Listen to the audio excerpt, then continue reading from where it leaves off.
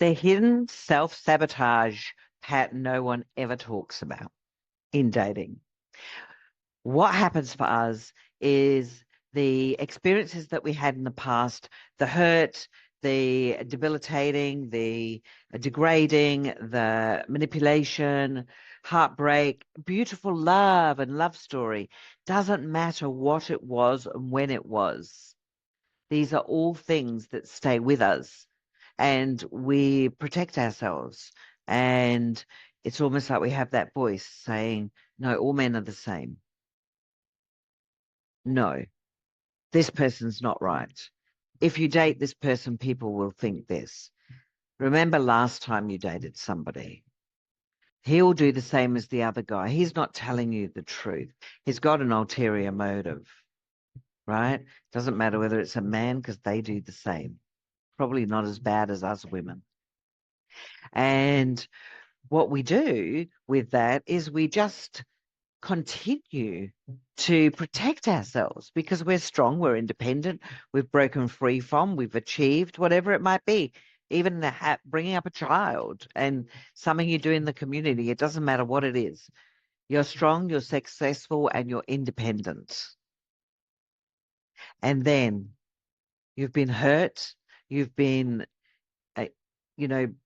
whatever it is, the things I just said a minute ago. How the heck are you supposed to be soft and vulnerable? How are you supposed to be feminine? How are you supposed to tune in what you feel when so much of what you feel has been shoved down so long? Doesn't matter whether you're in a male-dominated industry. If you are, quite often, not always, but quite often, there'll be parts of you that you would have to have shoved down. Fortunately, we're becoming more aware of it. I worked in a male-dominated industry, and I know what it feels like to be looked down upon when you're the owner of the business, to be looked down upon as if to go, I don't believe you.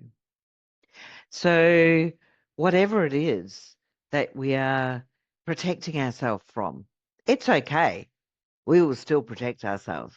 Nobody will hurt us again. Nobody will abuse us again. Nobody will get past first base again unless they meet what it is that we're looking for in a person.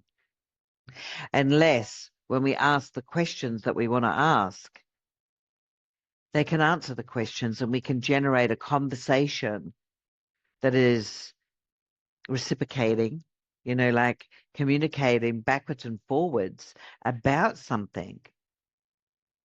If someone shuts you down or shuts themselves down, they feel uncomfortable, that's not the right person for you.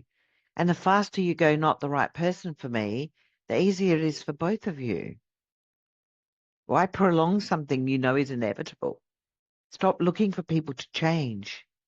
Stop accepting and stop waiting to be chosen and start choosing. You're not starting over. You're shedding an old version of you. I say that to my clients all the time, shedding the old version. That doesn't mean say you're doing a 360 complete change. You're just being more cautious of what you say to yourself. Because half the time, girls, it's us talking to ourselves, which is why with all my clients, I do evidence versus assumption. And they get astounded how many times they wander into assumption, not gathering evidence.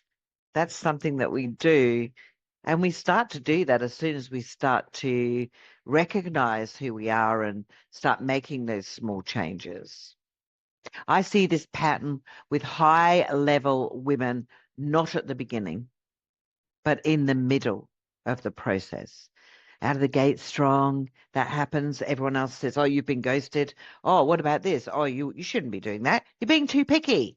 All of this conversation comes in from everywhere else, and then you start having conversation with yourself and believing what everyone's told you. Time to reprogram. Stop.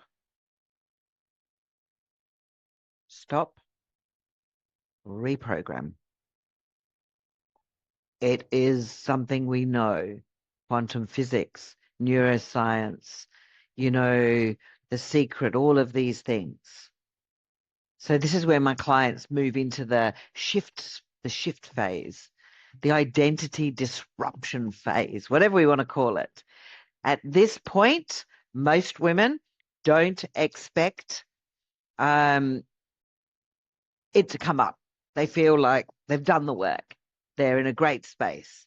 But the good thing for me is strong, independent women who are busy in life with the right structure and someone who holds you accountable and pulls you back up. The minute you acknowledge that, we turn that around to be something that is empowering, uplifting, enhancing, not something that spirals you down. And that's the difference between having somebody who's mentoring you or a structure to work at. You don't have enough time to be trying all different things.